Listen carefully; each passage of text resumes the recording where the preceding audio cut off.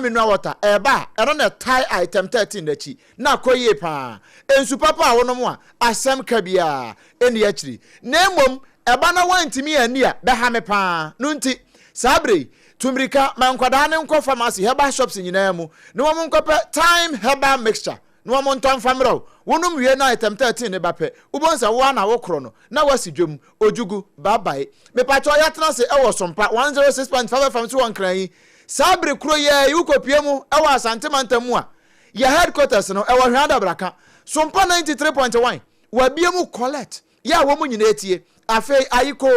100.9 wono so okumase wo jigum se baabia se etwa sompo ne yakọ France wonu ma hinkro Paris no mu a ehọ na adamfo pa radio wo butu makro hona no pe wo mo je so sebon na bibia timi aye fine afi udru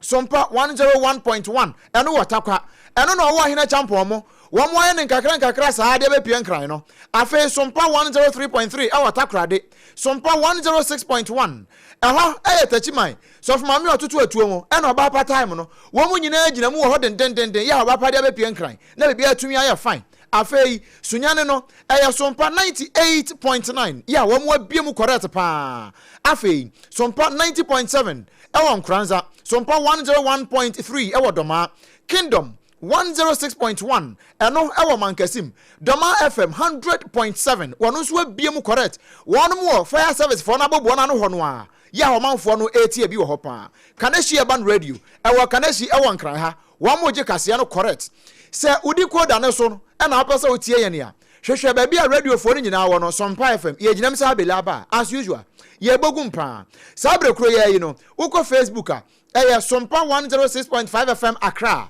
sompa 106.5 fm Accra and your Facebook no and na YouTube ni Sompa FM live www.sompaonline.com so and semi dodo na no ya kruche e de akogu ho a wo betumi akenkan bie awia yi en samwa ya de nam no ebi bokotodwem kakra ye pone ho de ama wo bie ne se ya bako ho west ho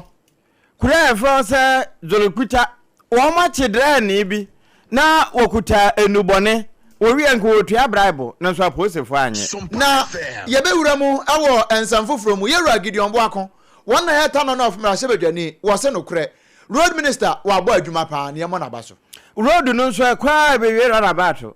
na ukokofo dua wo run about no wo mo de ato yewura ma ne bo ama die ntira wo de ho nsam ba chief executive officer ya oda Kolebu teaching hospital ano Dr. Yakubu Seidu Adams wo se no kure wo mu bedi dwumakase bi pa ewo Kolebu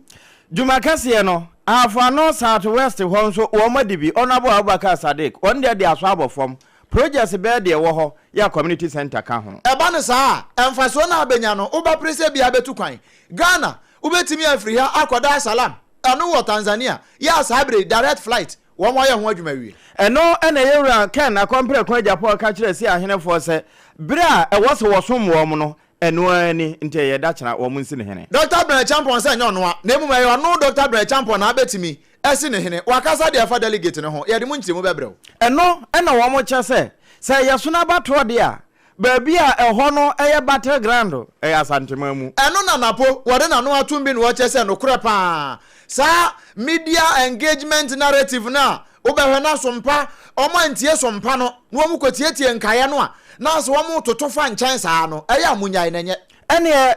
yewura nyawonya hotama klose baabi asono keka koi sitie no baabi a wo mo de hwe no ekodichi ye bewura bro east ho a MPP nsam no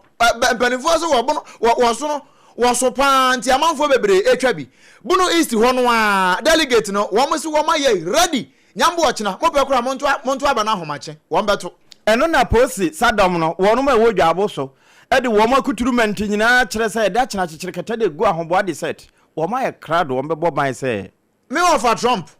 wone ne ba no ne ba keto ano wo mo aka won ho wo mo asiu IRS and a US Treasury as a leak information tax information bi wam de ababonten na who bondog some de ababonten ya no so ya de honsem e de bre wabusu ansem na hodo bebre kan we no ho ya tena si free sabre ko nyina no e Ghana ne amono ne nsem e de de somwo e nuan mu baanu e ne ya tena si a ye somwo sompa mimi din wadoma nkoma chia me obrempon na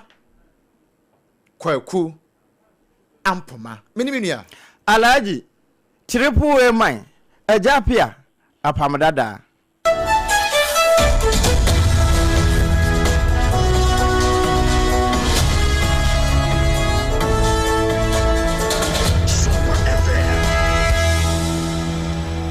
Afe abusuya yanye brena ensam ne yintutu ne sere na basa mfama eba ne sa brene munguma no so Facebook SOMPA 106.5 FM Accra eho na abetimi akyede ama odo hie bi nso anya bie ne wono nso amani nu anya bie na ade wonkanto so aka ho post sadoma wono mo wofra mantamu tichu ene atoya fam ho mekire ho west wo mo na abo adwuma so no ache drene bia wodi mfinhye aduasa no ensia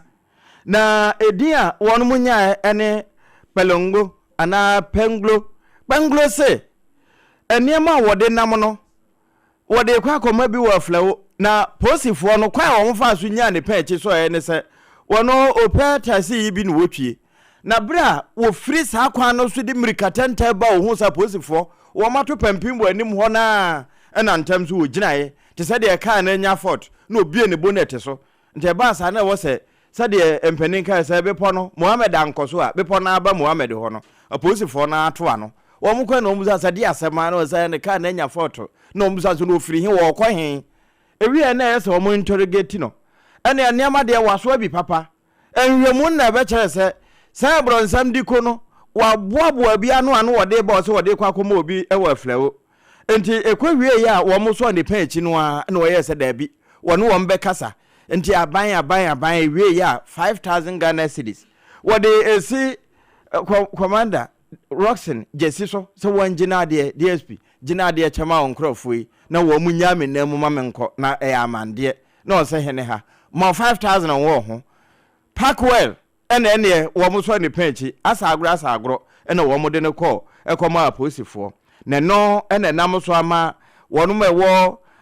anyene wase police station ho wode koma wo manje na nsu ni nyina sa bra make sei wo mo abone ma na wode nam ni nyina chi ekoye hwehwemu mapa se wono mo yewie na se ye dikodi a ne ho so nsa abrobe se ye ebi atrotro na wo mo atete ne wo mo hata apale ne sade a ene wo fa ne ho akwa kodi na enya sa na eye bronzan diko no bia sabi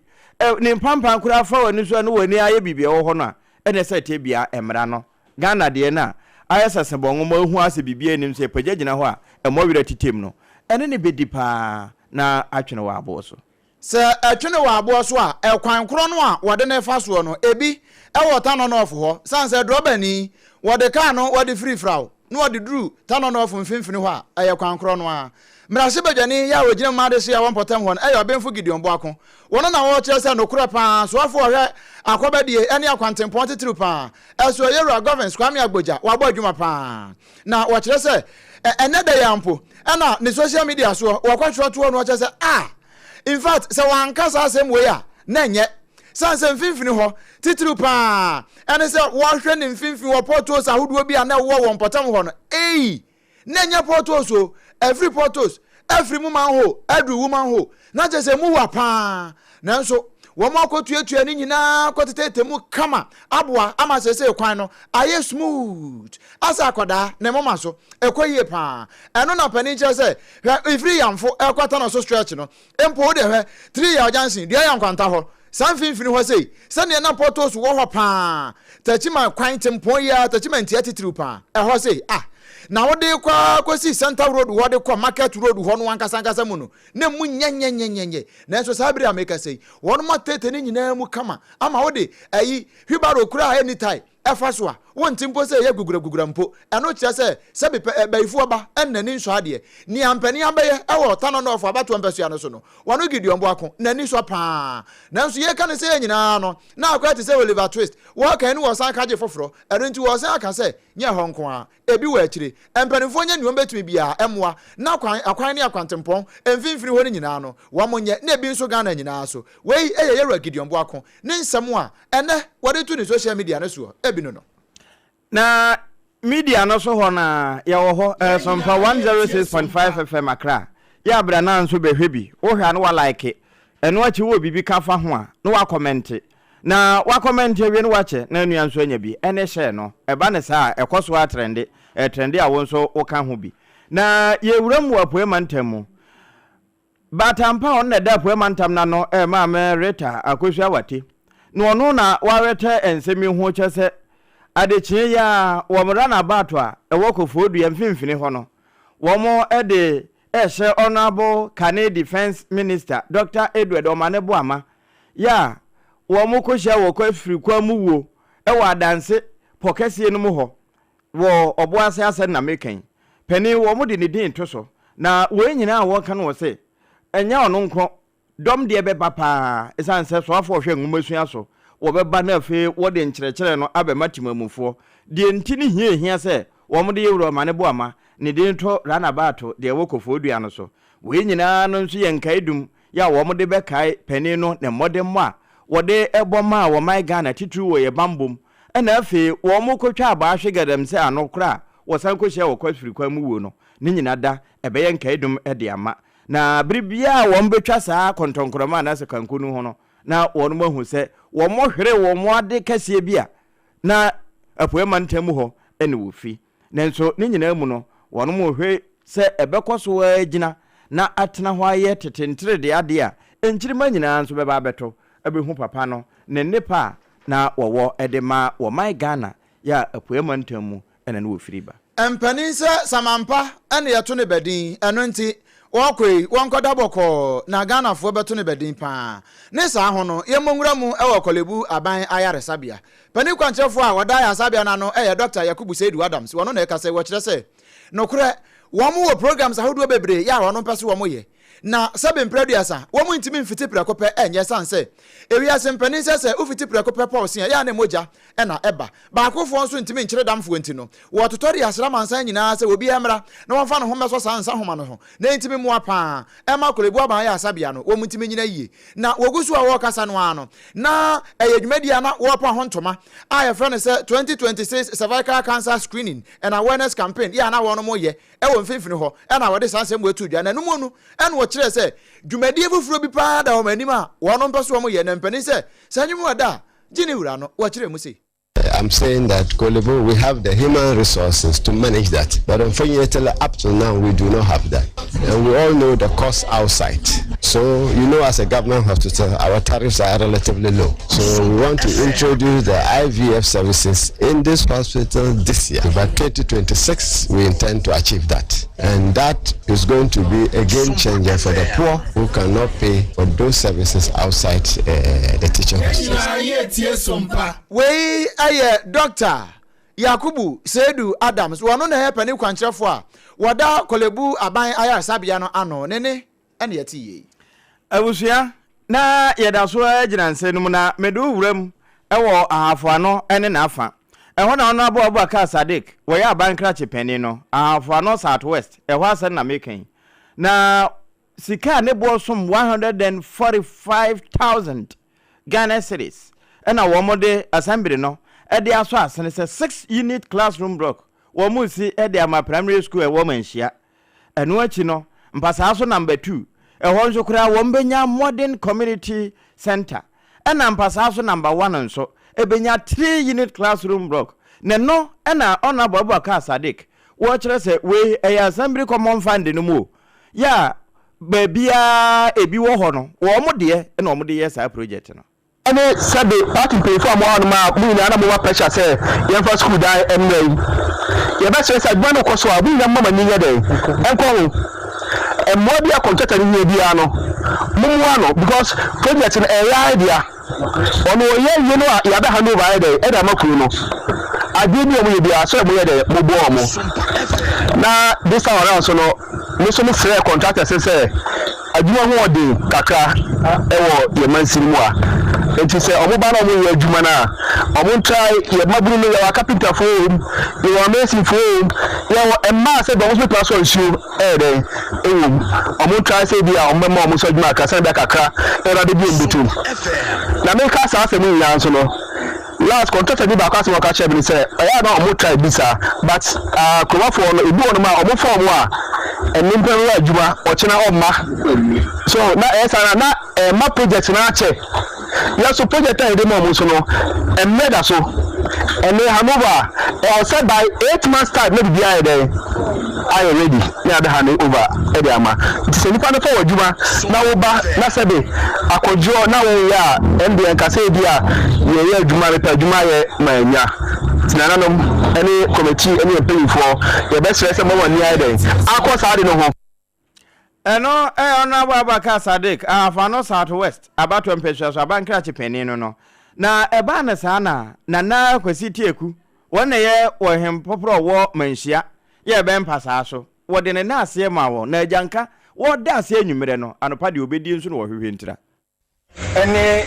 ya mampani o gina na di ma no omoni wo humesua hunti yesu ene nya mo ko ko yesu amaye wo sa yimege mu na ye kan wo machine we actually free for your other stakeholders our phone pranam o mine ya baino na mine ya baino provide physical infrastructure SOMPA FM yeah that's na ya enabling na chadi anywhere wo machine to see inti honorable amwena otu anamo eye so say ya na ye de nyaje ye ba stress dwumadie chief ono we baba ko oni miti omo 19 new every day awo ego machine nyina ye dia tinana no ye nyina ye tie SOMPA enkomoi wona ebeneze wusu ansan ya ma na boni wo ho ene di na yetoa ensam no eso no ye wuramu ewo ensam fufuru mu osoafo a wohwe akobadie titiri pa ewo man Ghana mu no yewura Joseph Nikpe Bukari wono na sesei wo wuramu dendenden ya wone Tanzania wo transport minister akwakwahia ewo mfimfini ho na wono mo bankomo no ni nyina yesa wono mo boa ama Tanzania aya adwuma every Dar es Salaam edi aba bepie mu ewo man Ghana mu ero na wohwe talk no so amanfo bebre bi say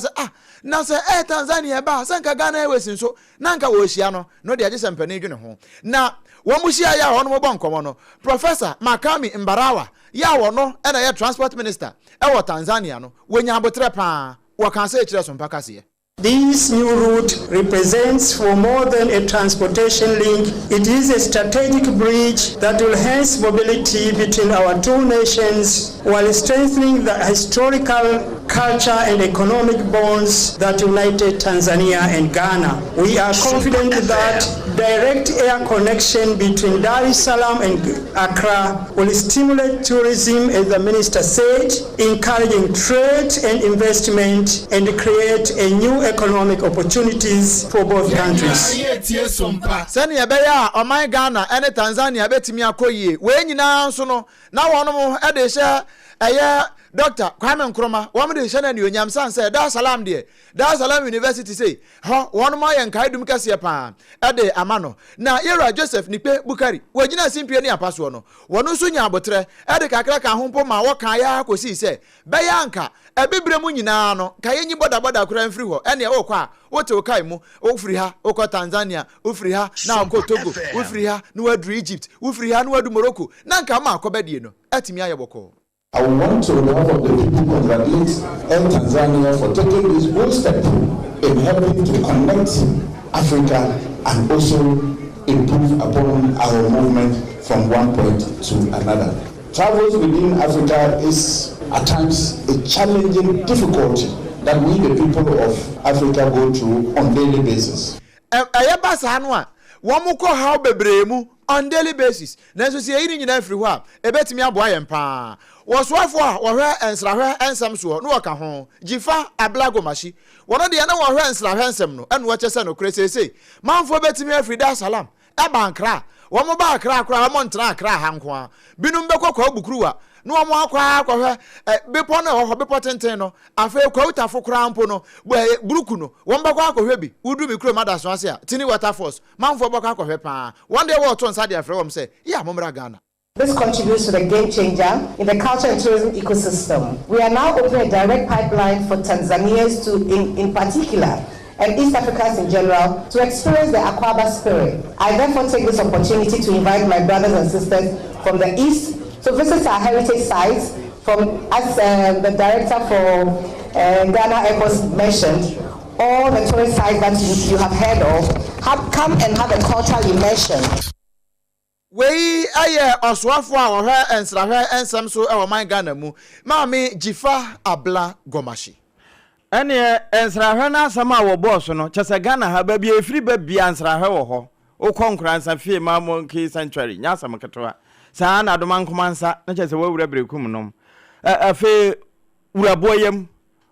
cave num nya asam wa na owura ka na kompre kwa Japan ese eda chena eni dide no na we dey delegate for no work asa akire won esan say ebi ka say Ghana na no ebi mu wo short memory na so wo kwaso aka won say eda chena mo kwa akoto aba no a mo hwe wo no ke na kompre kwa Japan esan say wo no ene wo ni hwamo we nyina wo kan waka de atoso say eba amanyosem mu a ebinom de revenge na wo mbo wo no wonim revenge di wonim ne say wo boa amasono no wonya naipa agina so enti say eyeso no fake so no original won de nye ho no wo hwe na emom wo hwe se obetimi ama so na manyoku no enya na papa bi agina so. Loyal members of this party, I do not believe in fear. I do not believe in revenge politics. I will not tolerate any attempt to shrink the party by threatening its grassroots. Be rest assured of this. The MPP was built on courage. MPP was built on internal democracy. So I say to you, stand firm. Canada, Japan, I stand for industrialization. It's industry, industry, industry. Employment, employment, employment. Jobs. What we need in this country is employment for the youth of this country. So please, give me opportunity to serve you, and I will not disappoint you. Oh, and now the police asa to no. So pamocha, mumma na kwenya no omesomo. No waya krado se obesom NPP som papa 106.5. No, eswa ketuapa no wonsabeka. Na no ye onimanyamfo Canada compare kwa Japan. Wo wie yepe na Dr. Brian Champon. Abetifi mrase badwani. Papa no a na no bi obako na yesi delegate no. Enwade ye kakra ye de beko no amde akofom no amde akoya adwuma no. Kwabrane atena so. T-shirt mpo. Wo bi de behye de akọ campaign no. Ye to abawie ya elusu wie ye kwa na sinsen wo bi dem. Wo breko t-shirt ya seda print aboka e de akọ. Na saa de we ye de ko he na ba he. Na mom se moto aba de mo no Dr. Brian Champon a saa de we say ye hunu bi wa manyuku no me call Ghana ne so no me call tin say party ni mu no akadia amanfo de ye adwuma e polling station ho no emma emedru from ho na amanfo no de aye adwuma ye beto aba ne be wie kura no na t-shirt aye de ye campaign no e da so go kwabena ne dem ye beto aba ne be wie no na party sika e was anke ba polling station ho ne de ye adwuma no na asensen so no kwabena ne e de ahwe ne how far Shamu Bosse, a free Kwasieda, MPP Fufrona, Ebano. Yebe make sure, say, Bibia would be ye Juma Ewo polling station, Hono, ye the bed brow Ewo from her direct. Now the Aye Jumano, ye SOMPA. No cra, yan fancy, yan fan quiet and baby. Worry and walk as a wato Ghana ha, a fretifi, Kwasiana for, Babia wa Ghana, Wawura. Nanso binom koya no makogina Johnson won ba ya no ma be zoom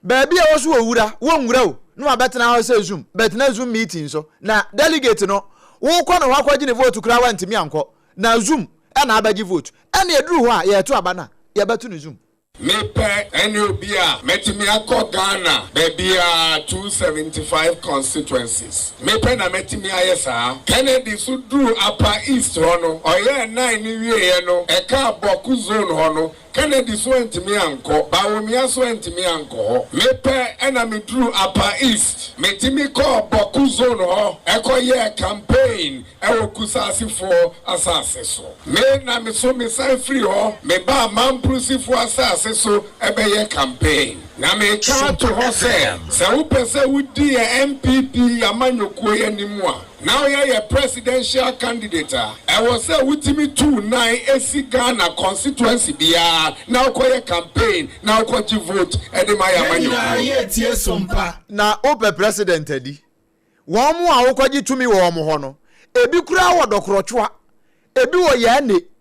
ebi wɔ bɛbome na kura akyi ɛhɔ nyinaa wobɛkɔ hɔ na ade ɛkɔ a ose wo nkɔ mamprusifoɔ ne kusasifoɔ nkyɛn ha ya mpo ne wankɔ yi na dɔkorɔtwa bɛda akɔ mepakyɛ sɛ woduru bɛbome ɛne bɛbome number 1 na bɛbome mu hɛsɛ ne yɛteɛ na kura na wobi wɔ hɔ a yɛde ballot paper bɛkɔ akɔsi wɔ sɛ wɔn kɔto aba na ɛhɔ wɔ se wo nkɔ yi yɛbɛyɛ ne dɛn Dr. Brian Champion kasa yɛ wɔ se wɔn wakɔ baabi a wo deserve fata sɛ moto aba no ma no na watimi awura ne afrɛ ne mi wura sɛdeɛ ɛbɛyɛ wobɛtumi akɔ akuta nkɔte akɔ bani atwa ne twinhwene mu nyina da ɛno ɛyɛ wura Brian Champion a na yɛwura asantema mu sonofoɔ abɛyɛ a na wɔn kyɛ sɛ nɔkwasɛm ni sɛ wohwɛ baabi a yɛbɛka sɛ ɛhɔ deɛ battle ground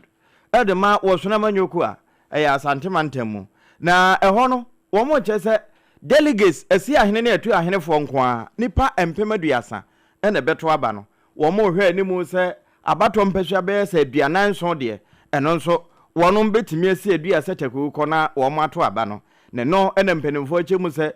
wokɔ baabi te sɛ asantema mu na deɛ baabia fama na asantema mu amfa ma wo a na kyɛ sɛ wɔwen no ehinhim ayɛ sɛ abrɛwase na wɔka wei no ɛna wɔn san aba bɛpii so bio sɛ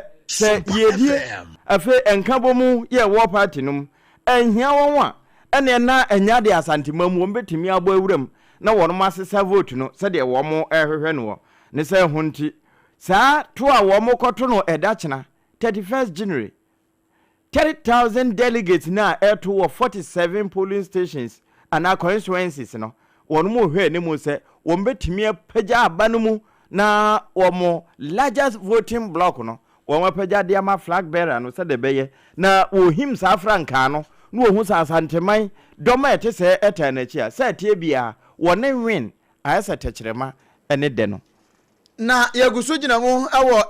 NPP wɔn mo abatoɔ no a wɔn mo bɛto nyame adom ɛda kyena no yɛguso gyina mu yɛde nsɛm ne bi ɛkɔ so ɛde ama wɔn kane menhyia south merahyɛ badwani a wono kuro yɛ san bɛyɛ franka kuro ni abɛdi akyire ɛwɔ abato atwa mu yɛ 2024 de no ɛyɛ Dr. Marty Opoku Prempeh wono na ɛkasa dodo na afrɛ na napo se wɔka kyerɛ MPP fo mpanimfoɔ ne yɛ yɛse yɛwie campaign kwesɛ kɔhwɛ supporters ne bi ku radio so ebinum kura tete hɔ ɛkɔ social media so ɛna wɔka kyerɛ MPP fo nyinaa sɛ bɛyɛ titru pa ne aspirant no yɛmfa tabo no anasa so no ɛmfa ntoɔ mu nyinaa so obi ahwɛ na radio bi frɛ no na ti sɛ nyɛ sompa na so mo frɛ no wɔ baabi a wanhwɛ no wankasa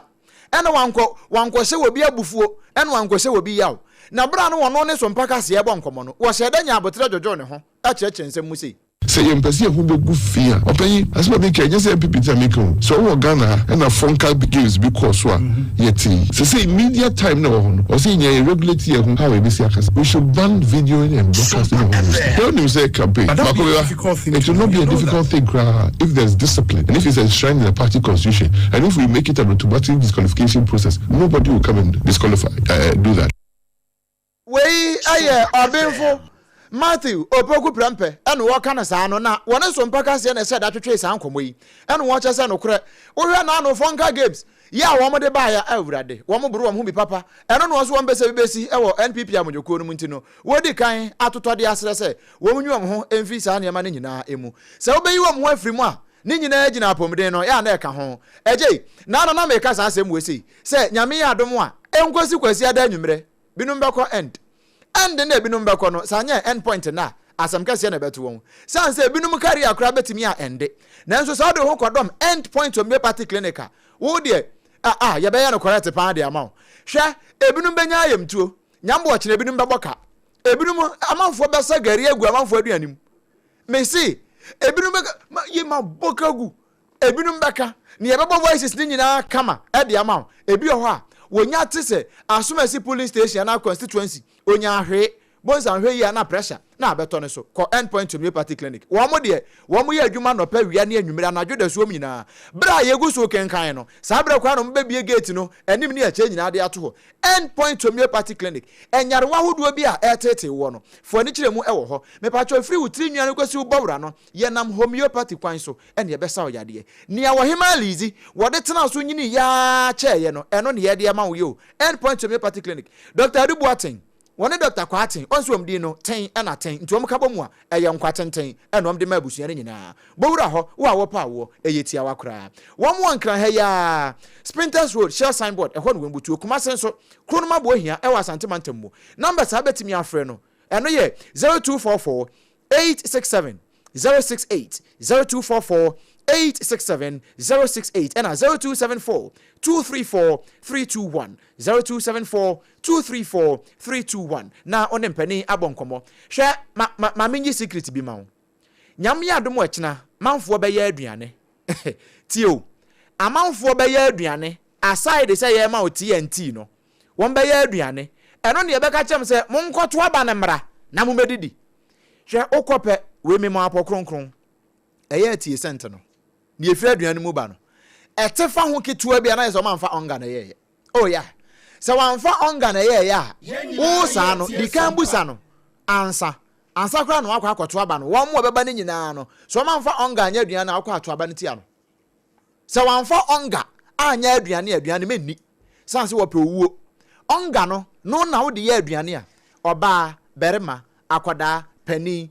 entafrewa wo mu nyina timi debi asem ka bia ni akiri mia me ofa Dr. Tedros ya won mo WHO ena afa mi nuaba Anita Kufuor ya wo mo FDA wo mo agya tum se promasido of one yema wo mo de ba nyina ye papa onga ka ho enu nti ko dwa manso a osope onga ileleyi spices papa o de chenam anasa o de steam nam o de ye stew o de ye hyeto bibia de ye bia no ekoye pa no enya na osoma akoda insist se ope ONGA onga ileleyi na se uwie na o ma wonsu anoma tie pa ensu a obenom no nonso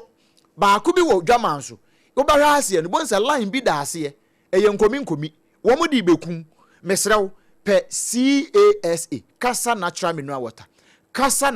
Water ensu papa aboju nsuo eno ne papa no se wono mo kasa ensuo mu nyare wahodo nyina one ne tonkwanta na mapai correct one ensu papa no se wo ye dwumadie bia sane nyambo wachena MB4 ko ma bato osui ensu Americanfo dia ma won a ebetimi aboa hwe uma delegate Kasa Natural Mineral Water ne buafu kura wakwato aba ne dia ma Kasa no ensu papa ne Kasa Loma Ventures ne de ba he water fa he ya back hospital na chiwo munkotu nduduom na momfa nko wo pedodo se yemfa mra wo ba bia wo bia no a 0206 469 430 0206 469 430 na one yen abonkomo sesi ya tumirika ma akoda na nko pharmacy herbal shop na ebe o junction ne so no ma ne nkope time herbal mixture mro nya sa ochena wonto aba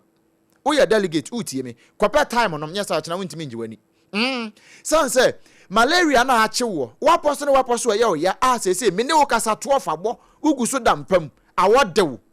waduane kura wanu mu ato wontimi nnidi time herbal mixture Dr. Tafriji aduro no ene betima yi sa how yide free ho so medical kire se pharmacy ne herbal shops nyina mu no enye na ubenya bi ato ewo ho kan ho na emom nya mapemfo ba wa makoda nufo na akoda wonya mfinhia no edu emienu wo bi aka bi abetimi anombi wo pedodo no atu aton 0244 417 669 0244 417 669 na onso onimpani abo enkomo ye to akase no eso ya to aso dia ene wosona manyoku no wo maboboa no ana yegina wono ma ka ho bi ena wo mo kire wosono kokurokwa manyoku NPP Dr. Nyawo Tamakulu na waka asem bi de kire se akandifu asa abrei wo mo di suna anim no ba bia wo mo chinchin stie ne de kono wo se di chipa no ode wo mo kono distraction na se de wo kan ni because now the whole thing has turned into monocracy. There is no internal democracy and fair play. This is very dangerous. There is the need for a credible, transparent, and fair primaries. They know themselves that what they are going to do on Saturday is not the right thing. How do you pick the top before you come to the bottom? You have been badly bruised in an election. Manipulation, imposition of candidates, or even monetization of delegates weakens a political party. They have to be careful. That's all that I will say now. And my colleague, the doctor said, Dr. Manuel said, that's a fact. It is a fact. That's why I say manipulation, imposition of candidates or monetization of delegates weakens the party and damages the public trust. And this, if the present leadership is aware, they should have taken very, very important measures to avoid it. The party itself lacks discipline at the moment. NPP amanyo ko no mpanimfo a wo mu afre wo mo elders no emu ba ko a bra wo mo chiri ko no nso no waka ho Dr. Nyaho Tamaklo na yegusu gina NPP won mo nsem no mu a ye kwa akogina mu e wo bono na po ye mantam mu na we ni ye bambo de bambo mpanimfo ye wo mfimfini ho no wo mo na ka se wo mo che se ye kan nyina no se ya mfa bambo se mo angugu na akwan mu a 11 constituencies ye wo bono east no sa no na se yankeka kan nyina wie pepepa e de asempa na beba eno nti wo de aprosifo akuturement wo de akom ho nko ano ye be se ahanwotwe ene aduonu enum 825 sorry 825 ena wo no moko na wase kwa wo moko across board nyina no 11 constituencies ene wo mo eko ya 75 polling stations makoma 75 bia wo beche de egu polling station bia so se ne be ya asumdue ma papa ena ebeba na pania woni amansan bo nkomo ya hode sansem we nyina to yanim no yera ACP Stephen Boadu won na regional commander wo bono na po ye mantam wo cheche se ne o ma ya recruitment ni say we have 11 constituencies. We deployed 825 personnel across board. We have 75 for every polling station. Outside is also made provision for rapid response to take care of any issue that may crop up in the course of the voting. We ACP Stephen Boadu ya wono Bono East mantam no pania wono na da bambo na no prosifo no wono na da wano ewo ho wakasa wie yepe ena isi boss wa owo mfimfini ho no Dr. Gabriel Yeboa wono de kakra kan no wo kire se no kre abato ya wono mokọ akoto yi abato komisa wono waye ne yeso ye nyina wie a wode wo mo so de e de abra ho na mum wo kan de a kire wo mo aka nyina ne se wo mo mra na mum ayam hyehye suro ni hu mo bia mfa nse ni tirim. One good thing about this election is that as at this time, at this stage, everything has been handed over to Electoral Commission. So we are in fully charge of the conduct of the election. No party executive, no election committee again. So we are going to handle it the way we have been handling normal elections. So nobody should entertain any fear that any political party chairman or secretary can influence anything. No. At this stage, it's the Electoral Commission that has taken charge. Sir, oye party chairman yo, oye secretary yo, oye hwan yo, enye won nsem ne wo. Ya abato komisa, ya ne ye behwe so, ya ne ye be ya adwuma no. Na wo be ma, ya na ade aba, ka beti. We ya Dr. Gabriel Yeboa, won na ya abato komisa, ya hono ye, bunu mantam ni nyina no, woda no, won na de sansem we etudwa. Afe yenwura atoya fam ho. Eno nso medo ko yewura akando na bobo ano pe dwaboso. Dwaboso police commander wo hono na wo maba no ho ba se eda chena so na ba na wo mbeto no wo niema nyina ye sete e baba mbo na wo ma ye krado wo mo lezi wo mbuto wo mo nworo kopem sa abato no wo mbe wi akenken hu se sumesi na benten e na edi nkunim na eno so kura no wo mo ba bibie kire wi ansa na wo mo kasa asemi na superintendent Isaac Austin wone na bedi akire ASP Jacob T Ngemen nyen womo boso na wacha se no kwasem ni womo aboabo wo ho nyina awie wo de bra Facebook na de behwe bi hwe womo ka mumunu ntumu no ene se de womo si afa wo ho afa na womo di lie so attention enu di adanse se wom bibia wono mawie enti eda chena de womo hwe animu ni se bambo ebetimi ayere te se achechede to na yire sanso a na wono besre achitafo no se womo ne post sadom no enkon na nkra da ni kaso bomu ye said the bena womo service with integrity no ebetimi adadi e wo so na ba na wo to no eda chena no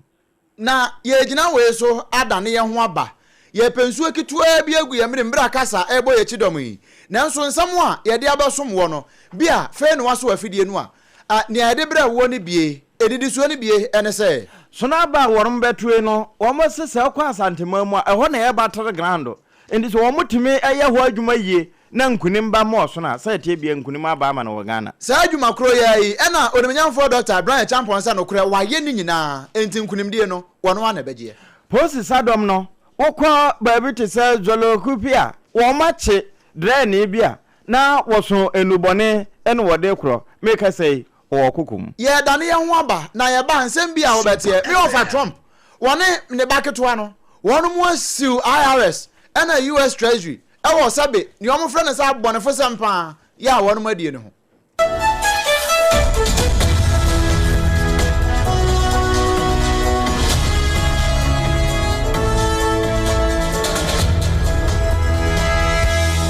to me nkyerɛ oba ɛni bɛkyɛ mu ana deɛ ɔbɛyɛ daakye nanso wobɛtumi aboa no ma n'anya apɔmuden firi ne mmɔfra ase Yamvita yɛde milk papa bi ne nutrivi ayɛ nkwadaa aduane a ɛyɛ de na ahoɔden a ɛwɔ mu no boa mmɔfra apɔmuden anyo mpanimfoɔ so ani gye ho paa ma woba no apɔmuden firi ne mmɔfra ase Yamvita gomo do bebree Yamvita, a delicious way to grow. FDA, Aji, a Jodi, you Endpoint Homeopathy Clinic. Ghana had the OBN himself a prostate. Na baby, you multiple screening. Emma Huni, Etuasia. Na a Endpoint Homeopathy Clinic. Anasa a kidney, a liver problem. Wofa baby and Ajjo. Na the friend premature ejaculation. Bear maybe a one would offer Quaquasia. As a wood dinner huagro. As a wood tonte. Any a bra Endpoint Homeopathy Clinic. Na yamuao. A man mema mo power. A Endpoint Homeopathy Clinic. Wamu de mufua. Yari bia infections bi na wo ho anase bia wo hwa wo fa ba bi na adwodwo kidney problem prostate de Endpoint Homeopathy Clinic kuma se ubehu Endpoint Homeopathy Clinic e wo konoma boy hia e na Accra hanso so de wo mu gina mu ankasa e wo Spintex bebre friend share signboard no huduro na ubusasa wo pe Endpoint Homeopathy Clinic a obi a e be kire wo fra Endpoint e wo 0244867068 and 0274234321 Endpoint Homeopathy Clinic. Emra, me pacho bra na me hwa de wo bag yi. Bra, aden, ena nso biem. Hey, time heba me hya ya me ka se yi ba kun. Ani wayi mi ensen. Bra, sanya time heba me hya esi agye me ni me fiefo enya de abako ebeso yen. We de udi se ofa ni nyina. Time heba me hya me ka se me di wa dance ya heaven ena de me kwa akopie. Enti se malaria we draw ne time heba mixture. Enye enu nku de nanum oto a wontimi ani die no. Time heba mixture duro no ena ye ma wo. Oba a wafa afuro de wo ma akwada no fo. Ene akwada woni mfie dumienu entimi num aduro yi bi. Se obeto aduro yi bi anoma, hwe se wakọ hospital anase lab ame hu se wo atudie malaria yi bi ansa. Se o petam heba mixture enu dudu etu a fo ani kire KNG Herbal Center ewo Emrom Abidjan House ana ba akoso wo atonsu Monaco Junction. Eno echi obenya bi atowo over the counter medicine sellers ene herbal shop dodo na em. Fre 0244 417669. Kayo set time no TIME time herbal mixture afi malaria fever bi adani ziba ewo mu no betu akọ. FDA age adwadie nkratoa yi atu.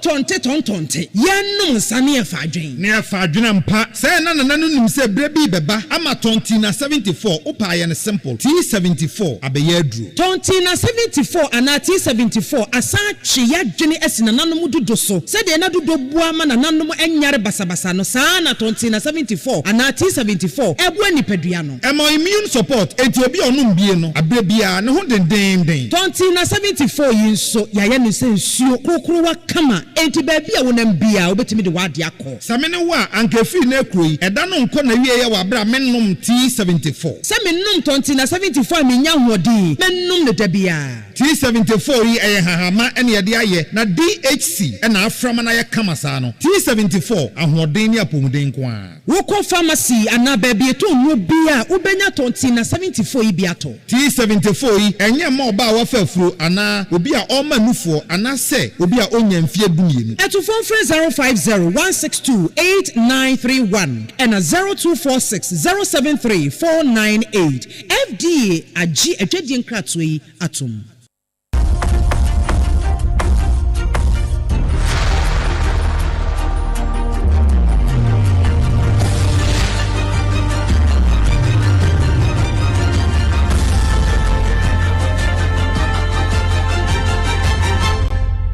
TV Emma Aketiapa. No kure Emma Aketiapa. Yede nsem no ekọ amanone. Na wa amanone nsem mu no. Me ha me ofa America mampani Donald Trump. Wone ne mamienu no ne mamienu no. The Trump sons. Womo edi ene this way in fact. Donald Trump Jr. ena Eric Trump. Womo ka ho ena Trump organizations. Ya no kra me watch fa kakra sem wo fa kwa. Me kwa kodi ade ntino. And also crime watch a fakakra womuno. One more siu internal revenue authority Ghana hanka GRA for wɔn mo asiw wɔn a wɔbreko a US Treasury wɔn mo nso ka ho bie nyɛ wɔn mo nko a afei ɛyɛ US White Tax Body ankasa wɔn mo nyinaa nso ka ho bi a wɔse wɔgye $10 billion US wodi kɔ euros no a ɛyɛ 7.25 billion euros in damages ɛna wɔgye asɛm no yɛ tiawa na mamemfa nko akyi kakra bɛyɛ sɛ 2020 in fact yɛba 2016 abatoɔ no mu mpo no ɛna wɔn mo yɛ sɛ Trump wɔn declare ne tax returns ne ade ana ɔso wɔnyɛ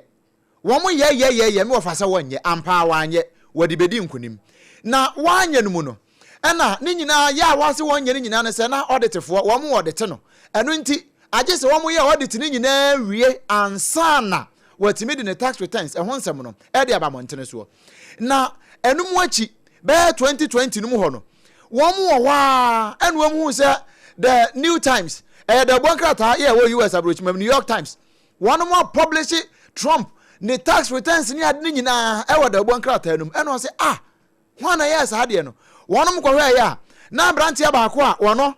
wo yɛ contractor wono any IRS for Internal Revenue Authority for no na yɛ adwuma frɛ no Charles Little John no Donald friend Charles no CHAZ